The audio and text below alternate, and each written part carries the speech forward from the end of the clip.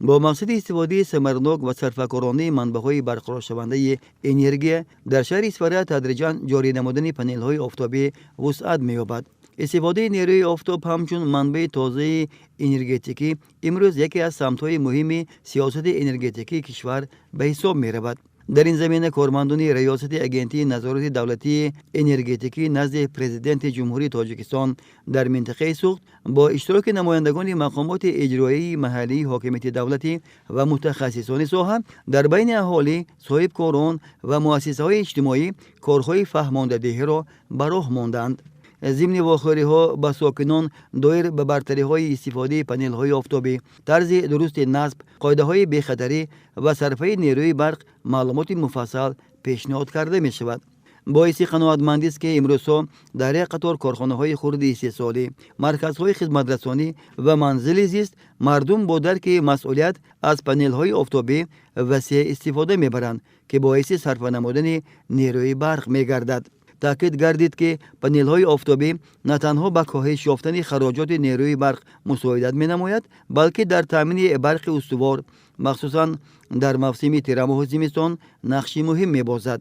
اینچنین استفاده آنها به حفظ محیط زیست و کاهش پرتاب‌های ضررآور مساعدت می‌کند. در اساس دستور سپارش‌های اساسگزار صلح و وحدت ملی پیشوای ملت محترم ایمان رحمان که در جلسه کاری حکومتی جمهوری تاجیکستان عایدی نصب پنل‌های آفتابی پیشنهاد گردید، امروز از طرف صاحبکاران و مردم شهر اسفره پنل‌های آفتابی در نقطه‌های سودا در کارخانه‌های استحصالی نصب گردیده است که این باعث از سیرباری آزاد نمودن خط‌های برقی و زیرساخت‌های ترانسفورماتوری می‌گردد. همزمان با مقصد اجرای یکی از بندهای نقشه چاره‌بینی در شبکه‌های برق شهر اسفره برای از سیرباری خالی نمودن خط هوایی 10 کیلوولتی LG4 که اساساً به انشاءات‌های مهم از جمله بیمارخانه مرکزی شهر خدمت می‌رساند، از خط یک شاخه به دو شاخه گردانیده شد. در این ردیف استفاده برندگان بیگانه که به خط‌های برقی بیمارخانه پیوست بودند جدا کرده شدند.